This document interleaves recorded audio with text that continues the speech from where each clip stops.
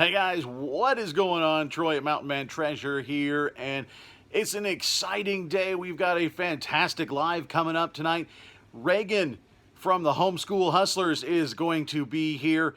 You might know her dad, Kevin, with Commonwealth Picker, Commonwealth Flipper. He's that guy. Pretty soon, though, he's going to be known as just Reagan's dad. Reagan's going to take over this thing by storm. She's fantastic. She runs her own eBay store. She's got an Instagram channel. She's got a YouTube channel. And now she's the CEO of a website. They're raising money for charity.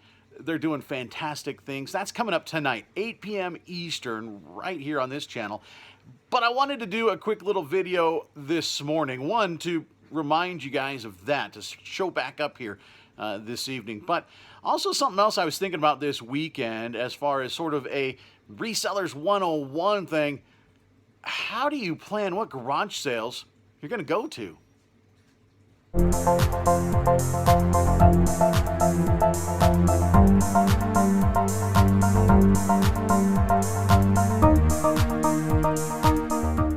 Welcome back in. Sticking through our little intro there. That intro, by the way, done by the fantastic Emily Conway. Emily, thank you. Thank your husband so much for putting that together for me. I still absolutely love it. I wanted to talk today a little Reseller 101. Now, I'm trying to do this a little bit more. I know there's a lot of new resellers out there, and I think sometimes when we've been doing it for a while, we start putting out these videos and we forget along the way that people are still learning stuff. It's stuff that we now take for granted. And one of those things is figuring out just how you're going to attack those garage sales. Now, I know some of you guys still waiting for garage sales to show up, right? I mean, some places are still kind of in lockdown. Montana is doing very, very well. We're starting to see some garage sales. I hit 10 or 12 actually this weekend. There's a little community sale, so that kind of spiked the numbers. But hit a fair number of those. More of those videos coming up this week. We had one on Sunday. I've got 3 more videos of garage sale footage because we hit so many. So that's coming up this week and maybe into the next. We'll see kind of how the schedule pans out. But I wanted to look at how do you figure out which one of those to go to. In this case, I pretty much went to all of them. But how do you decide the order? Let me show you something. Okay, guys, so here is my plan of attack. Now, this is all stuff added, and we'll talk about that because that's something else we can do in a little bit of a 101 scenario. But what I did, I went through and wrote down, now York, that's the community where this garage sale is happening. So I decided that's where I wanted to go first.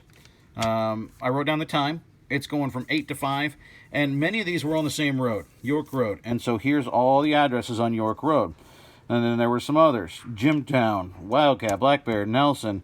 I didn't actually find, I don't know where Black Bear Road is. We didn't actually find that one. And then Leisure Village. This is one on the way back from York. That was number 2.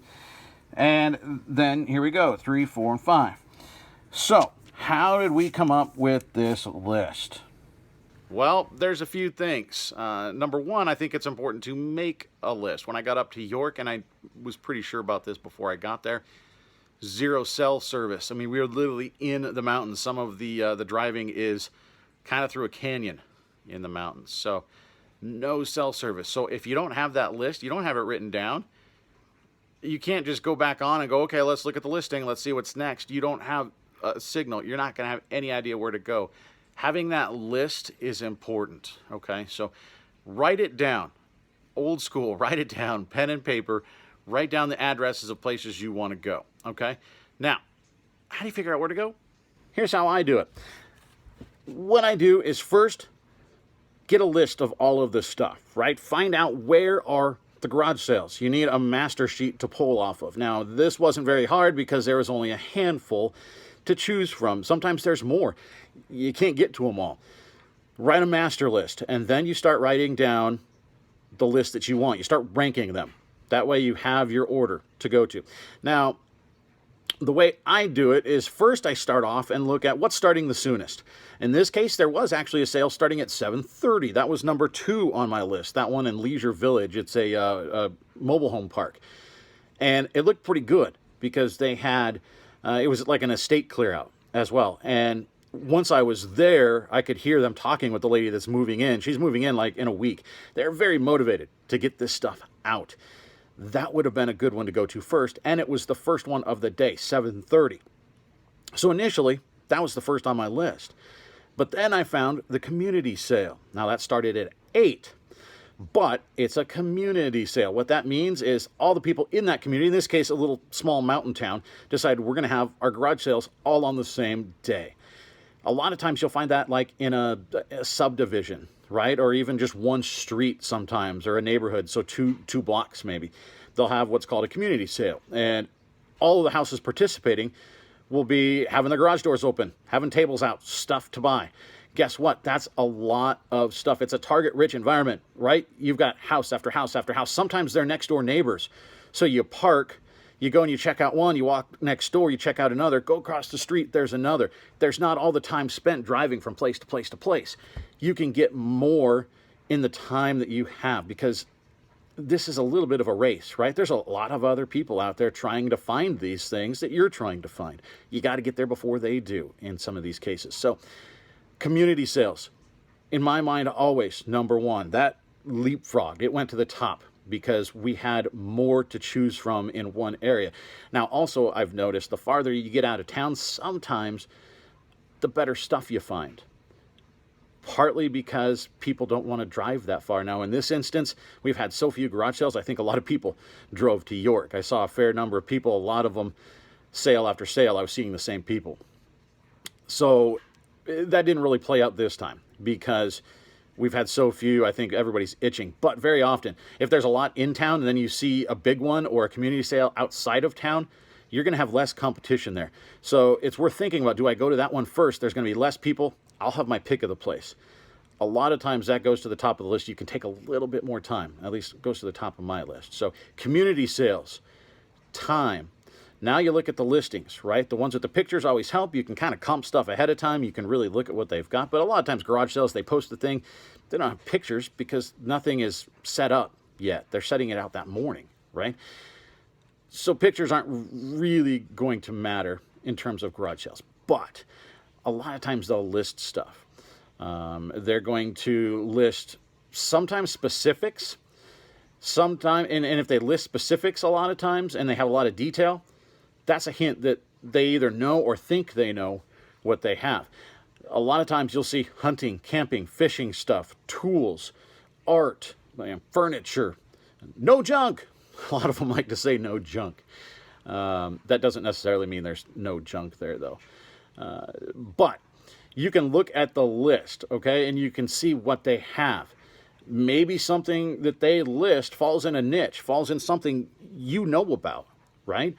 Maybe that pushes it higher on your list because it's like, you know what, I can go there. I know exactly when they say they've got this model trains, they've got HO scale trains.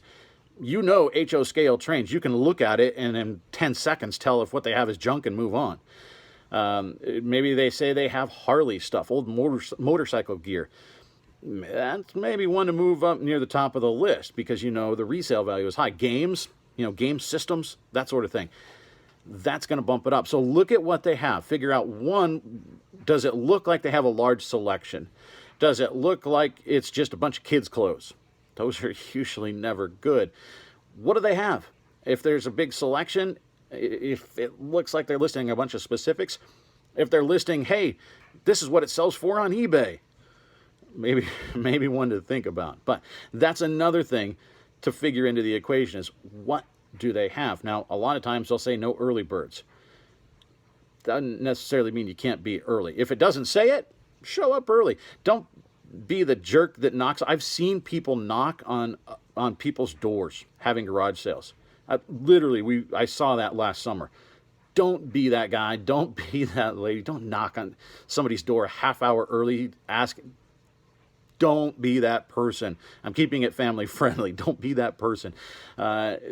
Even don't be annoying, even if it looks like a good garage sale. We were at one and people were standing in front of this door. These people were straight on. It was in the garage. They were going to open at 8 o'clock. They opened that garage door at 8 o'clock, and there was about 3 people in front that practically barrel rolled under that door to get in. Don't do that. Don't be that person. But you can show up early, and don't show up too early, but it depends on what you're comfortable with. But a lot of times I'll roll in early. If it looks like they're set up, you go out and say, hey, I just realized it. I got here sooner than I expected. The coffee line was faster than I thought it would be. Whatever. You want to strike up a conversation with them. You want to be personable and say, hey, am I too early? Because I can come back. If you do that a lot of times, they're going to go, oh, no, go ahead and look around.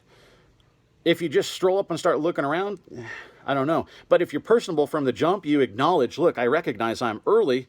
Is that okay? A lot of times people appreciate that, and they're going to let you look.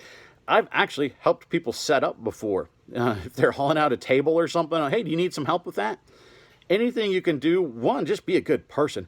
But you know what? Sometimes that leads to a better deal at the end of the sale. They recognize that you're a good person, and they want to give you a good deal. So, hey, if they've got a dog, say hi to the dog. Always walk in and say hi to people, talk to them. Whatever it is, you could say the same thing over and over. I typically ask, you've been busy today? And then I wish people good luck getting rid of all their stuff at the end. A lot of times it's the same stuff, but it's small talk. You want to build, as tenuous as it is, as fleeting as it is, you want to build a relationship. They're going to get you a better deal at the end, I promise. So those are just a few tips for you. That's how I build my list. And you saw I wrote on that list as well. You want to keep track of this stuff for tax purposes at the end of the year. And the easiest way that I've found, rather than going back and trying to figure it out, when you get home, write it down on the sheet. I've got my map. I write down. So I'm looking at it right here. We went to 7029 York Road, and I wrote down next to it when I got in the car, $4. And then I write after that what I got. I got some yak tracks. I got some filters. I don't write a full list, but it's enough to cue, right? Like, oh yeah, that's that sale. I write it down on that list, and then I move on. It takes me seconds, and then I don't have to worry about figuring out the money at the end when I get back. It's all written down right there. So that's another tool for you. Once you have your map, you can write on your map how much you spent at each. And then at the end of the day, you add it up. This weekend, I spent $74.50. So now I've got all that, and I'm going to transfer it. I'll show you what I transfer it to. So I've got a couple of these. This is just a receipt book. That's all it is. Super cheap. I actually thrifted this. And you can see, like right here, this is just the new one for the start of the year. Back on the 25th of January, I paid $30 to this person. I bought 4 new hats from them. Okay, we actually did really well on that. Also on the 25th, $21.10. This was Bargain Basement. This was a little thrift store, and I just wrote goods because it was just random stuff, right? This was a bulk deal that I made, so $200 for that. This is, I bought a GameCube and some Nintendo 64 and all sorts of stuff, $60. So I just write the name, the date. That way I have it for my records. I can go back and we use the GoDaddy bookkeeping. My wife takes care of all this. So I write it in the receipt book. And then she's the CFO. She takes care of the money. So when she's got my receipts in the book, she puts a check on them. So you can see, we go through and here's all the cash purchases we made because we don't have a record of it with the receipt. Now, if you have the receipt, you hang on to the receipt. Okay? Just bought the Simpsons DVDs if you saw that. I just wrote lady. I don't remember her name. Not particularly important, but this way you also have a record in case you do hear back from the government and they want to audit you. Now you've got records for your cash purchases, and all you have to do is take it from here and put it in here. And that's where these are going to come into play because I haven't yet done that, but I'm going to, and it's going to be super easy because I have them all right here. And even with the garage sales, I can put the address is probably what I'll do for just the note down here. I'll put the address where I got it from. So there you go. That's how I do it. How do you do it? I mean, there's certainly no right way. There's just a way that works best for you. There are best practices a little bit in terms of, like I said, have it written down. You want to plan it out, but you're also going to see signs as you're driving around. So you might say, oh, there's one sign on the way. Let me hit this one on my way back. I'm going to hit that one, and then I'll go to the next one on my list. So this is a fluid list. It changes, but you have a game plan going out. So you're not just going out there not knowing what you're doing. Time is of the essence here. You want to hit as many places as you can in the quickest amount of time possible. Quickest, fastest amount of time. You want to go quick. And so this is a way that you can do that. So let me know, how do you plan out your game plan for Saturdays? I'd be interested in hearing it. Maybe I can tweak mine, but hopefully this has taught new sellers a little bit of something. Maybe some older sellers taught a little bit of something. Be sure to stop back in tonight, guys, 8 p.m. Eastern. Reagan is going to be here. She's 9 years old, but she is incredible. She's going to be a really good interview, so I would appreciate you coming in and hanging out with us. If you haven't, subscribe down below. We're pushing towards 800 right now. It's like 763, I think, something like that. Last I checked, at least when I'm doing this. So we're getting close to 800. We're on the push to 1,000. I'd really appreciate if this is something that's valuable for you to subscribe, and we'll put out more content. Hit the bell. That'll let you know when we put up new things, and when we go live like we do tonight with Reagan, that'll send you a little reminder. And hit the thumbs up on your way out. That helps us bump up in the YouTube algorithms, helps it recommend the video to more people, and hopefully we can help some more people along the way, because that's why we're doing this, is to give back. I learned so much from YouTube when I was starting out. I still do, and I want to contribute to that. So thanks for stopping in, guys. I sure appreciate it. We'll see you next time.